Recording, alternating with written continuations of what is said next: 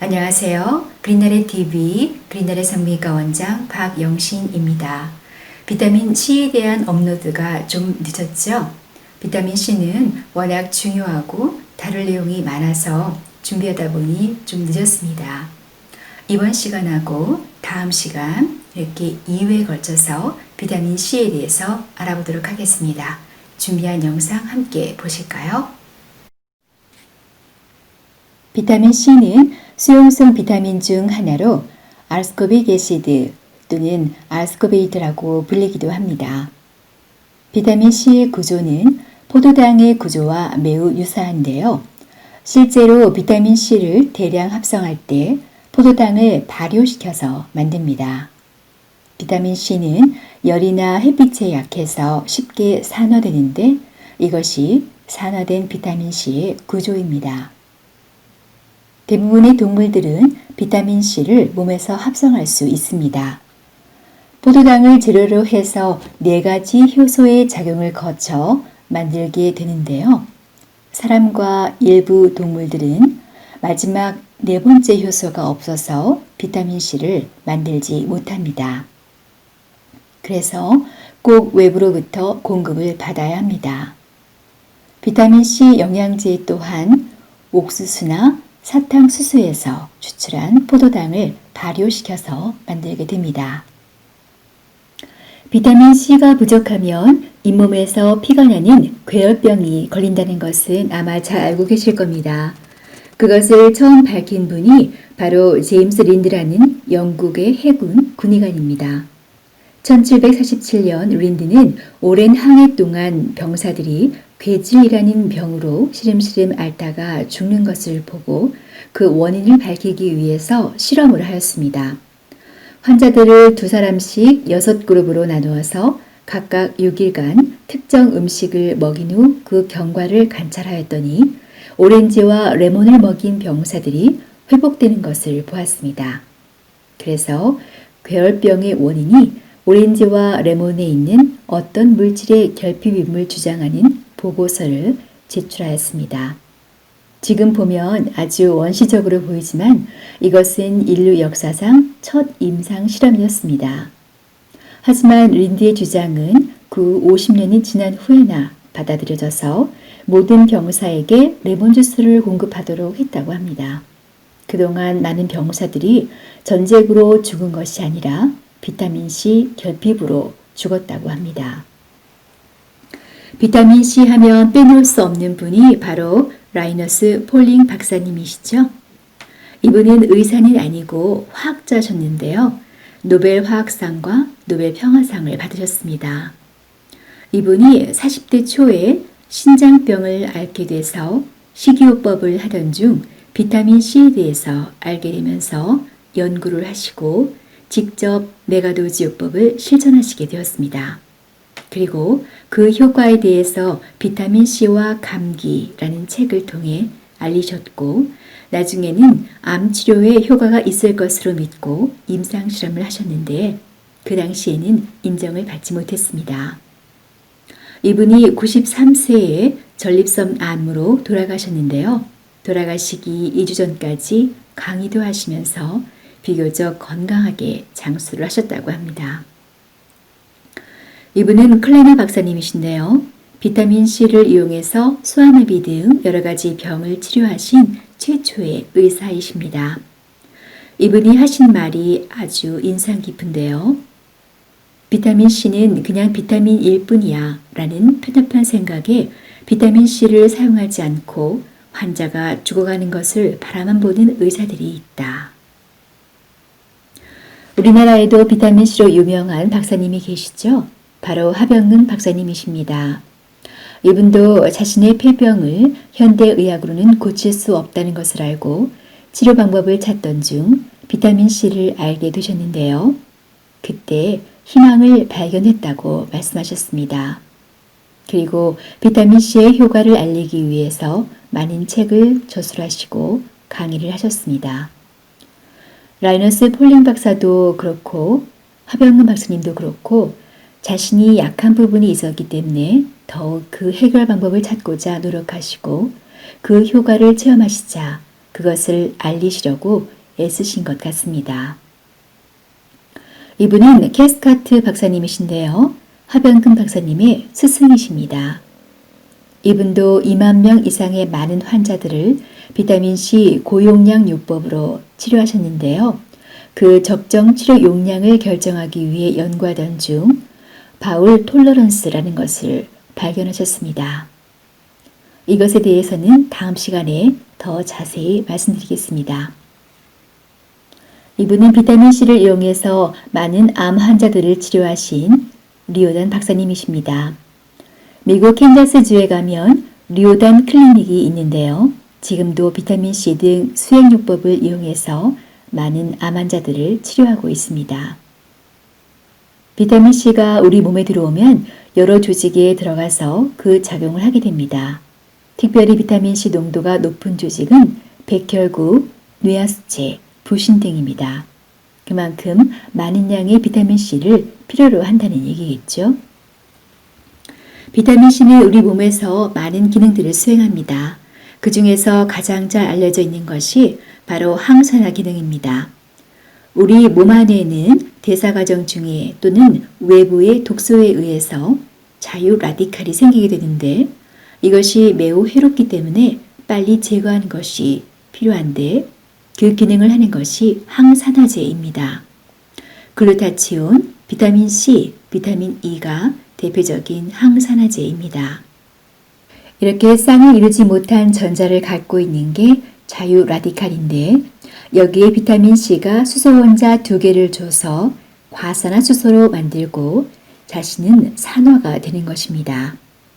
밑에 그림은 글루타치온, 비타민C, 비타민 E가 서로 협조적으로 자유 라디칼을 제거하는 것을 보여주는 것입니다. 또 중요한 기능이 면역력을 증진시키는 것입니다. 앞에서 조직 내 비타민C의 분포를 보았을 때 백혈구 안에 많이 분포했었죠. 백혈구가 우리 몸에 들어온 세균, 바이러스들을 죽이고 항체를 만들어내기 위해서는 비타민C가 많이 필요하기 때문입니다. 특히 비타민C는 바이러스 질환에 탁월한 효과가 있습니다. 감기나 독감을 비롯해서 대상포진, 헤르페스, 폐렴, 뇌수막염, 바이러스성 간염 등에 걸렸을 때 초기에 고용량 비타민C를 쓰면 빠른 회복을 유도할 수 있습니다.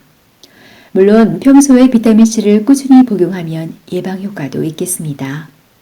최근에 코로나 바이러스 때문에 걱정이 많으시고 덩달아 독감 백신도 동의할 지경이라고 하는데요. 평소에 비타민C로 면역력을 키우시면 크게 걱정할 필요가 없습니다. 저는 몸이 피곤하면 입 주변에 헤르페스가 잘 생겼는데요. 비타민C 메가도즈를 실천한 이후로 아직까지 한 번도 재발하지 않고 있습니다. 올해는 독감 백신도 맞지 않을 생각입니다. 또 중요한 기능은 콜라겐 합성에 관여하는 것입니다.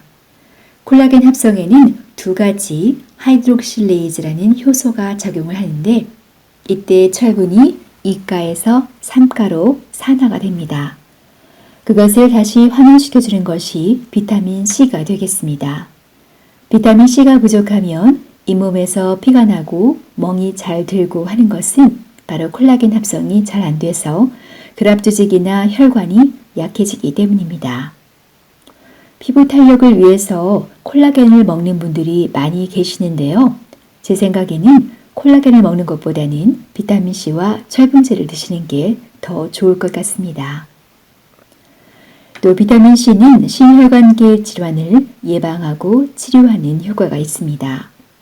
비타민C는 세포 내 사이클릭 AMP를 증가시킴으로써 콜레스테롤과 혈압을 낮추는 효과가 있습니다. 또 항산화제로 작용함으로써 혈관을 산화 스트레스로부터 보호하고 또 상처 입은 혈관의 재생에 필요한 콜라겐 합성을 도와서 플라그가 생기는 것을 막겠습니다. 혈관이 손상을 입었을 때 콜라겐 생성이 잘 안 되면 혈관에 구멍이 뚫리겠죠. 이것을 막기 위해서 임시 방편으로 칼슘과 콜레스테롤이 출동해서 플라그를 만드는 것입니다. 그런데 이 플라그가 너무 많이 생기면 혈관벽이 좁아지고 이로 인해서 혈압도 올라가고 심하면 뇌경색, 심근경색 등이 생기게 됩니다. 그런데 비타민 C가 칼슘을 빼내서 녹지 않는 플라그를 녹을 수 있는 형태로 만드는 기능도 있습니다. 많은 연구에서 비타민 C가 당뇨 예방이나 혈당 조절, 당뇨 합병증 예방에도 도움이 된다는 것이 알려졌습니다. 지방을 대사하기 위해서는 L-카르니틴이라는 단백질이 필요한데요. 이것이 장수의 지방산을 미토콘드리아로 운반하는 역할을 하는 단백질입니다. 그런데 이 단백질 합성에 비타민 C가 필요합니다. 여기서도 철분과 쌍을 이뤄서 일하고 있죠. 또 호르몬 합성에도 관여합니다. 부신이나 신경세포에서는 타이로신이라는 아미노산으로부터 도파민을 거쳐서 에피네프린을 만드는데요. 이 과정에도 비타민 C가 필요합니다. 에피네프린은 아드레날린이라고도 하는데 활력이 나게 하는 호르몬입니다. 왜 부신에 비타민 C가 높은 농도로 있는지 이해할 수 있겠죠? 비타민 C를 복용했을 때 피로 회복이 되는 것이 바로 이런 호르몬들이 잘 만들어지기 때문입니다. 비타민 C는 철분과 협동해서 일을 잘 하는데요. 철분의 흡수 또한 돕겠습니다. 음식 중에 포함된 철분은 동물성에 있는 햄철분과 식물성에 있는 넌햄철분이 있습니다. 햄철분은 흡수가 잘 되는데 넌햄철분은 킬레이션을 잘 만들어서 흡수가 잘 되지 않습니다. 비타민 C가 이 킬레이션 되는 것을 막아주고 또 삼가철분을 흡수가 잘 되는 이가철분으로 만들어줍니다. 빈혈이 있을 때 철분제와 비타민 C를 같이 복용하면 좋겠습니다. 우리 몸에는 비만세포라는 것이 있는데요. 이것이 항원에 반응해서 히스타민을 분비하면 염증을 일으키고 알러지를 일으키게 됩니다. 사이클릭 AMP가 이 히스타민 분비를 막는데 비타민 C는 이 사이클릭 AMP를 높게 유지함으로써 항염, 항알러지 효과를 보이겠습니다. 앞에서 리오단 클리닉에서 비타민 C를 항암 치료에 이용하고 있다고 말씀드렸는데요. 그 기전은 과산화수소를 만들어내는 것입니다. 정상세포에는 카탈라제나 글루타치온 페록시데이즈 같은 효소가 많이 있어서 이것을 빨리 제거할 수 있는 반면 암세포 주변 조직이나 암세포 내에는 그런 효소들이 부족해서 과산화수소가 제거가 빨리 안 됩니다. 과산화수소는 이가철과 반응해서 강력한 자유라디칼인 하이드록시 라디칼을 만들어내고 이것이 암세포의 산화 스트레스로 작용하게 됩니다.